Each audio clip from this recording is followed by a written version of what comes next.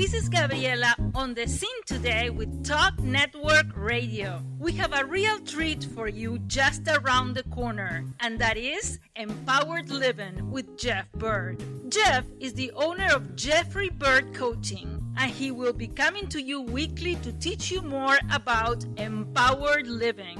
Now, let's join Jeff already in the studio. Hello and welcome. I'm Jeff Byrd with Jeffrey Byrd Coaching, and this is Empowered Living. Now today I wanted to do something that I've never done before, and that's to go back and pick up on a theme that we previously discussed. And that previous theme was one of the most listened to, I think it actually was the most listened to broadcast that I've ever done, and it was called Encourage Me. And I think the reason for that is that so many of us could, me included, could use encouragement in some area or another of life.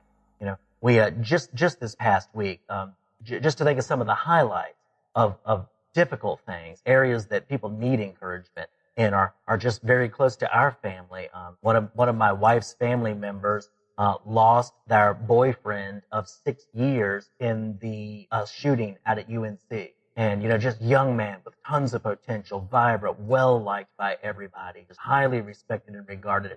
Actually went and took one of the gunmen down, or more lives would have been lost, but he lost his own life in the midst of that. Several people I know have posted recently, you can just feel the anguish that they're going through over their children and different problems that their children are having, different issues. I've known a couple of parents that lost children to drug overdoses in the last couple of years, and others who are struggling with that now, trying to get them clean, get them out of the wrong environments and into healthier relationships and healthier way of looking at themselves. I know a parent whose young son, not even teenage years yet, lost one of his best friends to suicide just a couple of weeks ago. Difficult things. Parents struggling for children and friends struggling for friends, for family. Another thing is another area that many of us need encouragement in are just goals that we just haven't reached yet. You know, we had a vision of how things were going to be, and like one quote I remembered said, "Hitherto," I think it was on an expedition, and the person writing it wrote, "Hitherto we've met with delay and disappointment." You know, sometimes it feels that way. You know, you had a vision of how things were going to be, how things were going to work out, and you've done your best, you've done the best that you knew how. But up until this point, it's been met with delay and disappointment. And that can kind of sink in sometimes, you know, if we're not careful and if we don't let it. You know, we have to resist letting that get in there. Have to stay positive, but sometimes that's not easy. Some days are just better than others. And there's lots of relationship struggles. I've known a number of people who had spouses and really significant others just walk out. And it leaves you wondering, you know, about your own identity. Wow, what does that say about me? If that happens, what does that say? What does it say about my worth? What does it say about my adequacy? What does it say about whether or not I'm loved, you know, by anyone? Others have had very difficult medical situations. In fact, after I wrote what I wanted to talk about today, I saw a post on a Facebook page, and it was a man who was asking for prayer because he was coming up for his 4th kidney transplant. His 4. He only got 2 kidneys. It's like the second time for each one of them. Or maybe the 4th time for one, I don't know. But the 4th kidney transplant. I've known other people who had just cancer on top of heart issues, on top of kidney issues, just many, many things. And it's like, well, you know, what's going on? How do you process that? How do you think about it? How do you deal with it? And so that's why, because of some of these things, and these are things all that I've known about just in the last week. And if you watch the evening news, my goodness, heaven help you, get all of the difficulties in the world channeled and funneled right into your living room on a nightly basis, you know, and we watch that, and that sinks in. Those messages that, wow, life is just really hard, really difficult, really overwhelming, those messages can really sink in. So I just want to take a few minutes today and look at the role of encouragement and I want to narrow it down. I want to narrow it down and bring it close, because usually if we think about all these issues at once, it's overwhelming. It's like Mother Teresa once said. She said, if I ever stopped and looked at all the need around me, I would be overwhelmed to the point of paralysis, and I would accomplish nothing. But if I look at the one next child that's closest to me and see what I can do for them, and then do what I can do, and then if I've got some resources left, do for another one, then another one, and then another one, then I can make a difference. And that was what she did. And by the end of her life, she had left a legacy of making a difference but she didn't take on everything all at once. It was just the next person in front of her and seeing what she could do for them. So when we take that back to encouragement, one of my mentors, John Maxwell, said in his new book, Leadership, that everyone in your life could use the encouragement that only you can give. In other words, you've got something special. You've got something unique. You have a unique relationship to every person. You know, you have a unique experience and a unique perspective.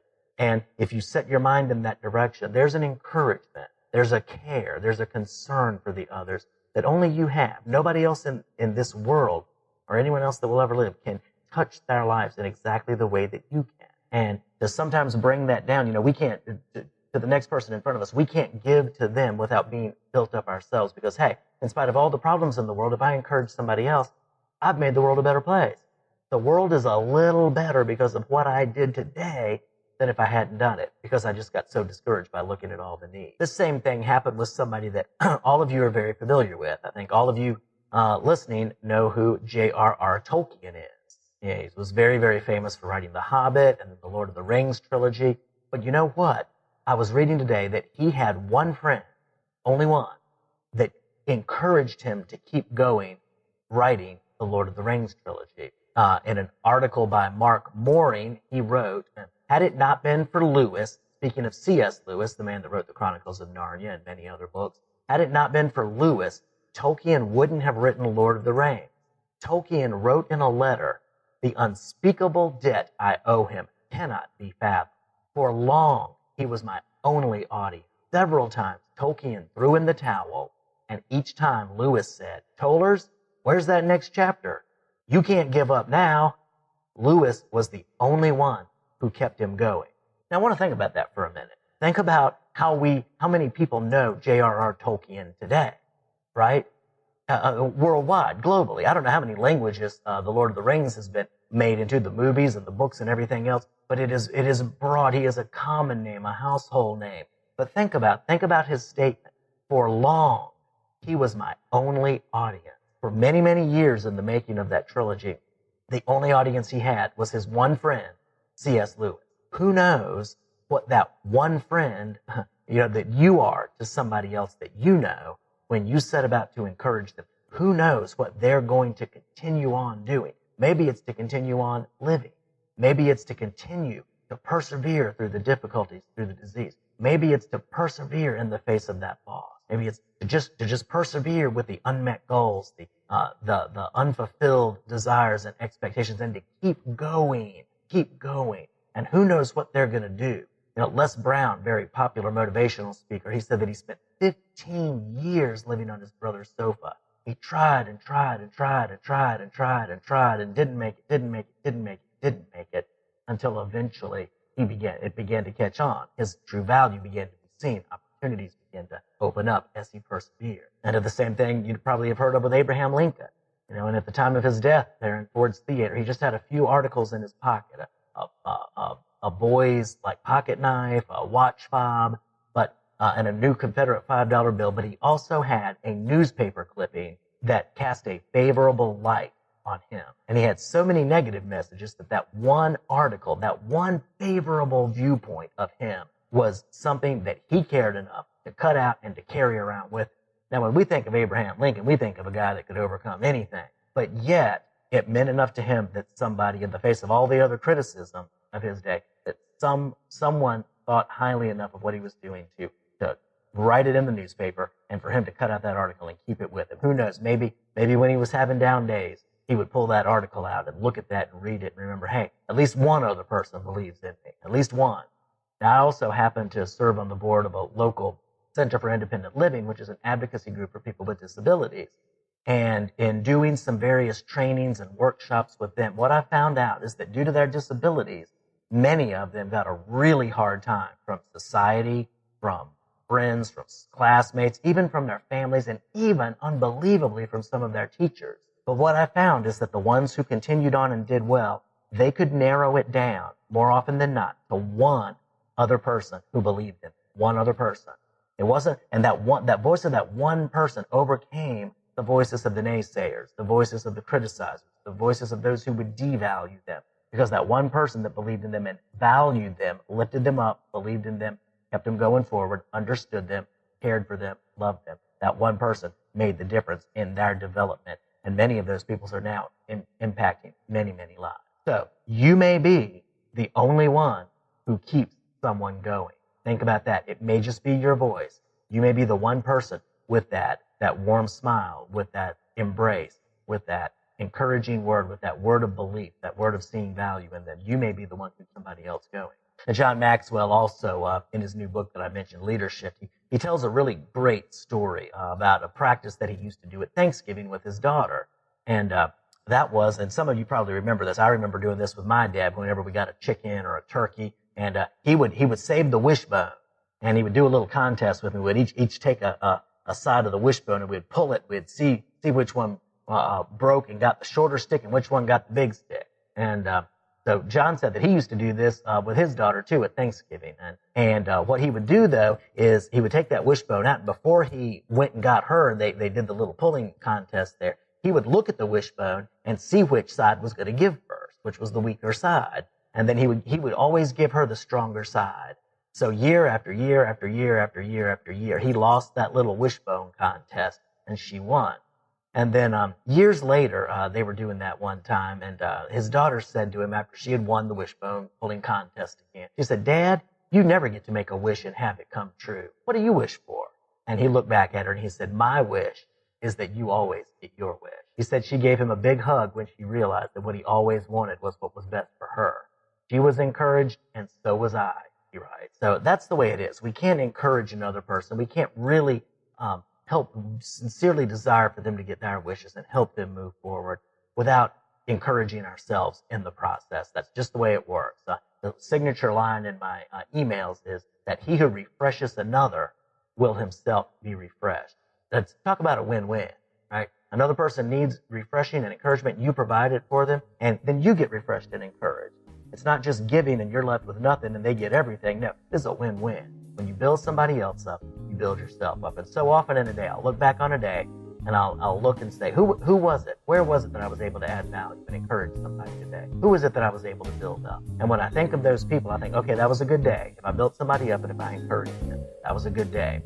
Jeff will be back shortly to wrap up today's message. This is Gabriela, still on the scene today with Talk Network Radio. If you're just tuning in, you're listening to Empowered Living with Jeff Byrd. If you've missed any part of today's message, you can hear it again online, as well as the entire archive of Empowered Living at www.talknetworkradio.com or search keyword #EmpoweredLiving. We would like to acknowledge our music partners, Sound Ideas for Corporate to the Max and Kevin MacLeod for Airport Lounge. Any scriptures read during this broadcast are from the New American Standard Version of the Holy Bible. If you would like to learn more about Jeffrey Byrd Coaching, visit www.jeffbyrdcoaching.com. That is JEFFBYRD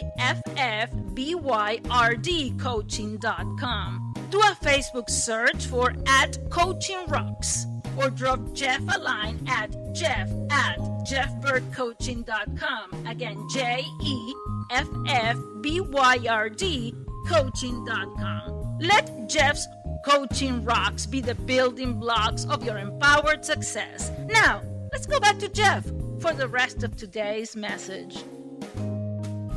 So I want to give you a few ways to encourage other people. And the first one, what we just mentioned, is to keep wishing for the best for others. Just value them. Start your day seeing value in them. Start wishing for the best. Start envisioning what that looks like, and just keep that attitude, just that attitude of wanting the best for them, no matter what condition they're in. Sometimes behaviors are out there. They're acting out of frustration. They're angry. They've got some negative beliefs going on. But keep wishing for the best regardless. And then second thing is keep putting good outcomes